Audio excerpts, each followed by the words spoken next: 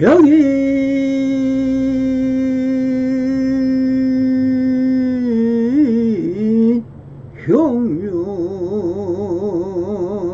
형료지 삼세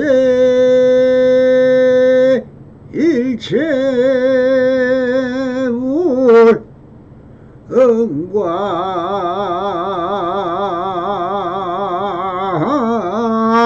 법계에서 일체 유심조더라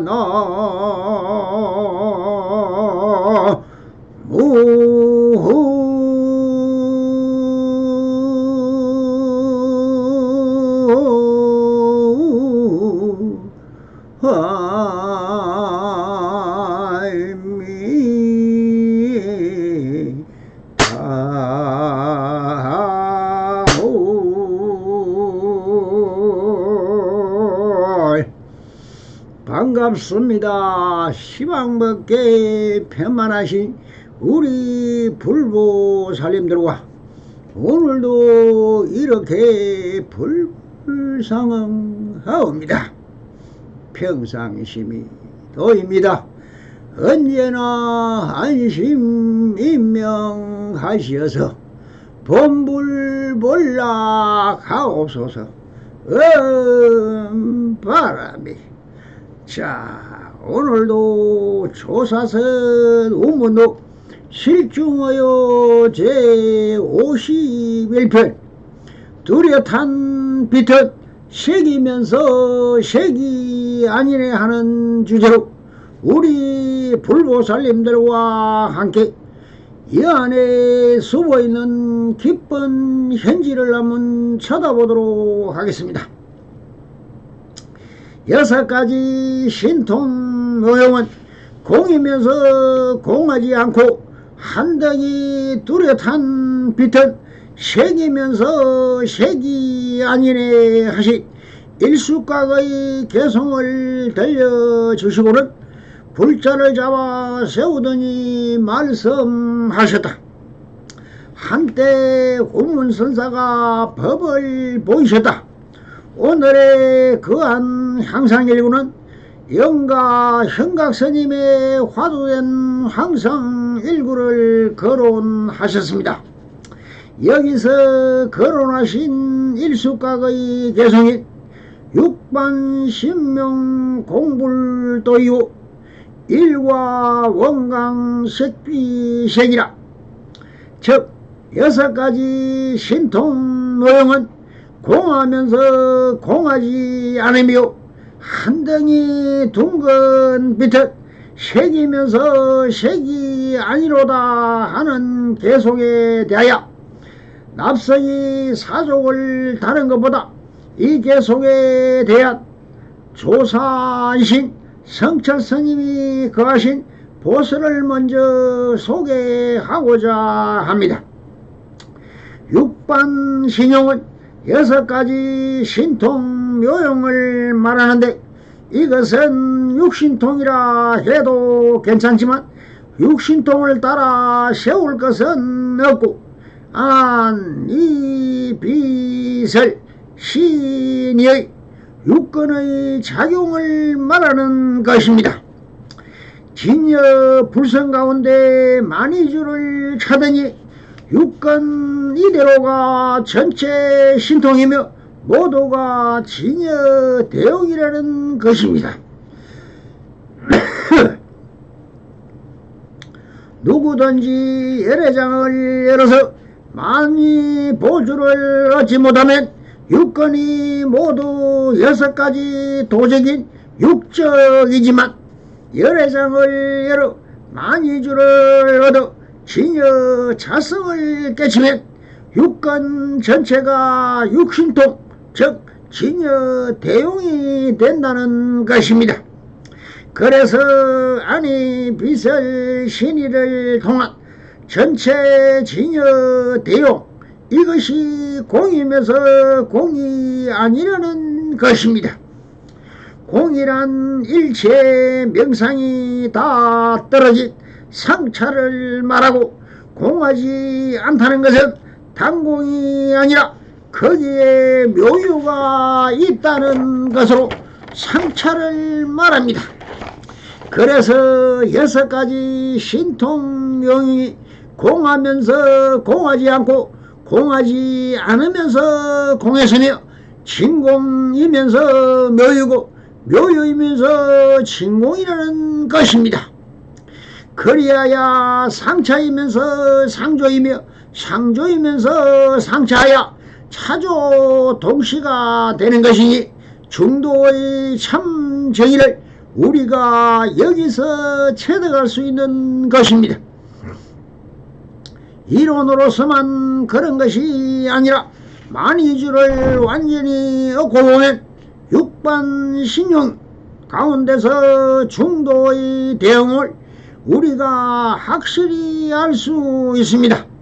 6가지 신통묘양이라고 하여 6가지가 각각 다른 길에 있는 것이 아니라 근본은 하나입니다. 비유하면 속에 불덩이는 하나인데 구멍이 여러 개 있어서 하나의 불이 여러 개의 구멍으로 비치는 것과 같으니 그 구멍마다 딴 불이 있는 것이 아닙니다. 한 덩이 둥근 빛이란 자성을 말하니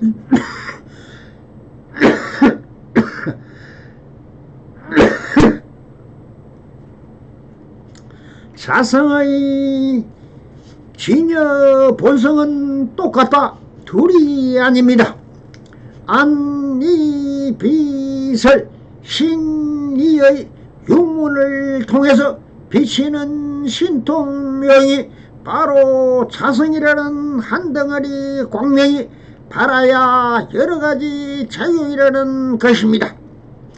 6가지 신통명이 한 덩어리 둥근 빛이요 한 덩어리 둥근 빛이 6가지 신통묘용인 것입니다. 한 덩이 둥근 빛은 색이면서 생이 아니다란 말은 긍정을 먼저 하고 나중에 부정을 한 것이라면 앞에 말한 공하면서 공하지 않다는 것은 부정부터 먼저 하고 나중에 긍정한 것입니다. 다시 말하면 앞에서는 막고서 비추고 즉 차이조, 뒤에서는 비치고 막으면 조이차인 것입니다. 이것은 곧 막고서 비추며 비추서 막으니 막음과 비침이 한때인 차조 동시인 중도 종이를 여기서 바로 알 수 있습니다. 누구든지 자성을 바로 깨시면 여러 장 속에서 만이주를 얻게 되며 중도 정각을 완전히 성취할 수 있다는 것입니다. 라고 보설하였습니다. 6가지 신통노염은 공하면서 공하지 않고 한 덩이 뚜렷한 빛이 색이면서 색이 아니래라고 개송을 무비스님은 또 이렇게 보설을 하였습니다. 육반 신용 공불공이요 6가지 신통모형은 공하면서 공하지 아니하고 6가지 신통모형이 공하면서 공하지 않다고 했습니다. 6가지 신통모형이란 육근을 두고 하는 말입니다. 눈인 안과 보는 능력을 가지고 있고 귀는 듣는 능력을 가지고 있고 코는 냄새를 맡는 능력을 가지고 있고 혀는 맛을 보는 능력을 가지고 있고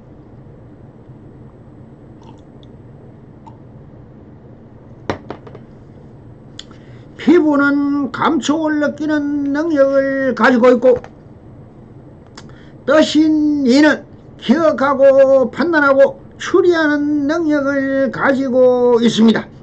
이렇게 아니 비서 신이가 전부 나름의 능력을 발휘합니다.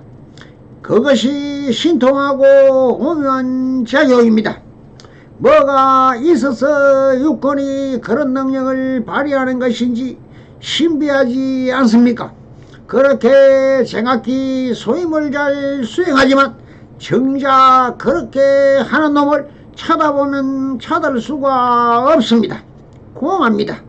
그렇다고 없는 것인가? 없다고 할 수도 없습니다. 왜냐하면 지금 현재는 엄연히 6가지 능력이 발휘되고 있기 때문입니다. 이것은 마치 물에 소금을 풀어놓은 것과도 같습니다. 찍어서 먹어보면 분명 짠맛이 있습니다. 하지만 짠맛은 보이지 않습니다. 그렇다고 짠맛이 없는 것인가? 눈에 포착되지는 않지만 짠맛은 분명히 있는 것입니다.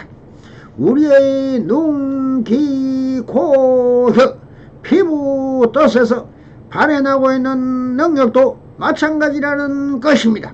그렇게 하는 자를 찾으려면 찾을 수가 없지만 분명히 그런 능력들을 펼쳐지고 있는 것입니다.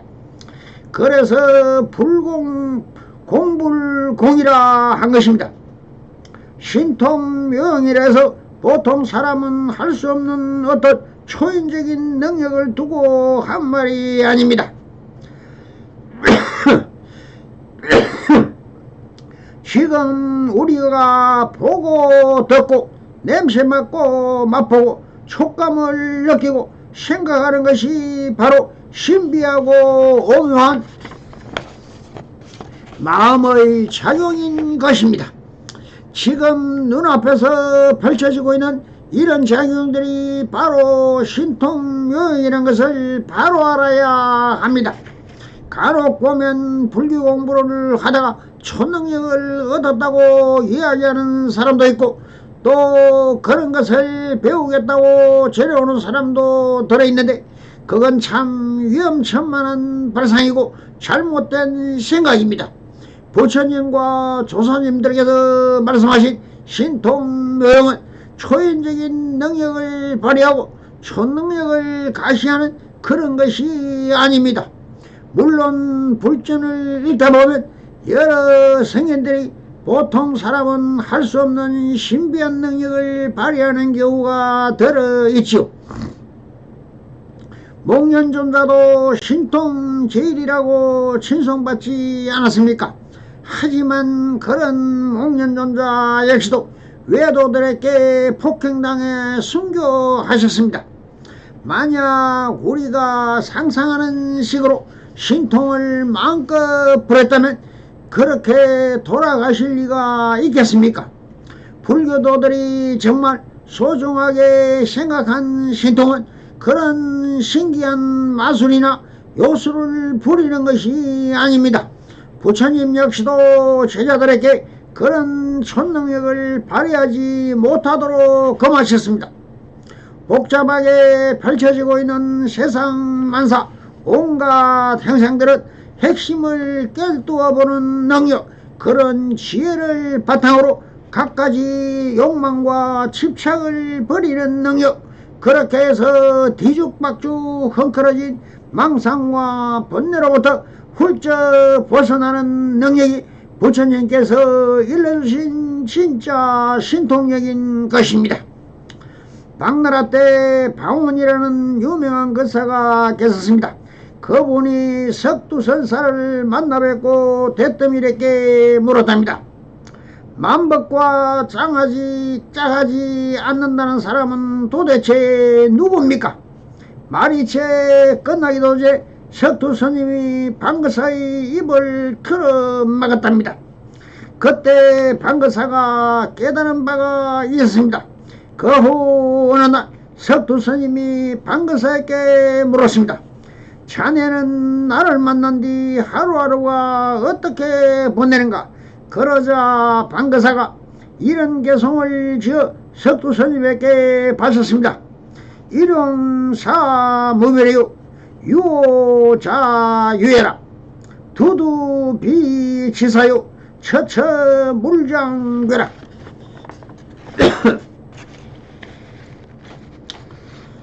주자수이호요 구산절점해라. 신통병명요 운수급반시라. 날마다 하는 일 특별한 것이 없으니 오직 저 자신과 마주칠 뿐이지요. 어느 것도 취하거나 버릴 것 아니고 어느 것도 잘되거나 잘못된 것도 없습니다. 붉은색 자준색은 누가 붙인 이름일까? 세속이건 청산이건 티끌한 점 없는데 그 가운데 신통하고도 오묘한 작용은 물깊고 나무하는 것이지요. 신통묘용이란 무엇인가? 산에 가서 나무에 올 줄 알고 우물에 가서 물기를 줄 아는 것이라 했습니다. 요즘식으로 말하자면 씻고 싶으면 수도꼭지 털어서 물을 받고 방이 어두우면 전등 스위치를 켜는 것이 되겠죠. 지금의 일상생활에서 하고 있는 그런 행동이 바로 신비하고도 오묘한 작용이란 것입니다. 누가 부르면 대답할 줄 알고 배가 고프면 먹을 줄 알고 피곤하면 잠들 줄 아는 것, 이것이 진짜 신통이고 이것보다 뛰어난 신통은 없다는 것입니다.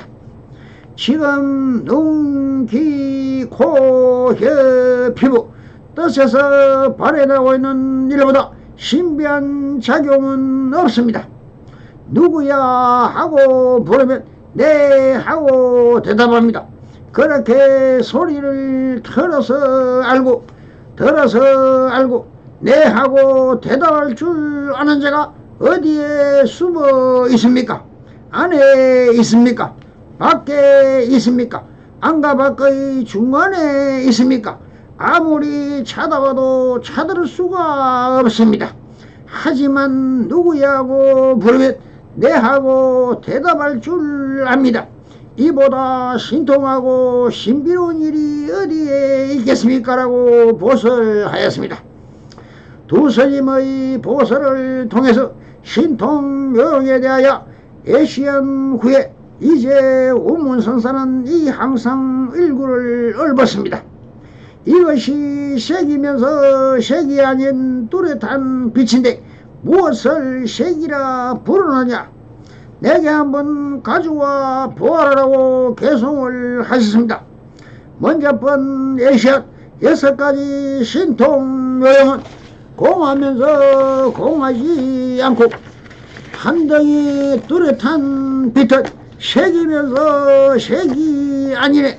이어서 뒷부분인 한 덩이 뚜렷한 빛은 색이면서 색이 아니네를 두고 여기서 무엇을 색이라 부르느냐? 내게 한번 가져와 바르라고 하시는 것은 공하면서 공하지 않고 한 덩이 뚜렷한 빛은 색이면서 색이 아니네에서 이 신통명이 공하면서 공하지 않다라고 하는 곳에서 색이 무엇이냐고 묻고 있습니다. 일반적으로 색은 물질이라고 하고 형상도 드러난 형상을 색이라고 하는데 그럼 그 색이 색이면서 공이고 공이면서 색이란 것이 되는데 그럼 공과 색은 색적 시공이요 공적 시색이라고 한다면 신통묘용이라는 이것은 그럼 공입니까 색입니까? 즉 마음에 감각되는 이것이 공이냐 색이냐라고 묻고 있는 것입니다. 눈으로 본다는 것은 빛의 화에는 빛그림자를 인식한다는 것이고 소리는 공기의 파장인 메아리를 듣는다고 하고 코는 향기를 맡는다 할 때 향기는 무엇이라고 해야 할까요? 음식을 먹으면 맛을 안다고 하는데 이 맛은 무엇입니까? 몸으로 느낀다는 감촉은 무엇이라고 해야 합니까? 한번 사랑 분별해 보십시오. 이것은 사실 스스로 느끼고 감각할 뿐 그것을 어떻게 알아차려가는 자기 스스로밖에 모릅니다. 이 형상과 소리와 향기와 맛과 감각과 생각을 느끼고 감독하였으니 드러남이요 인식론에서는 있습니다. 그런데 이것을 나에게 가져오려는 운문선사의 말에서 어떻게 전할 수 있느냐는 것입니다. 그러니 인식되어서나 색은 색이요 그러나 그 형상이나 모양은 없습니다. 그렇다면 형상과 모양이 없으면 공입니다. 그러면 이 육감으로 느껴지는 것은 무엇일까? 그래서 공이면서 공이 아니오 색이면서 색이 아닌 것이 무엇입니까? 이것을 우리는 성품이라고 합니다. 그럼 그 성품은 색입니까? 아니면 공입니까?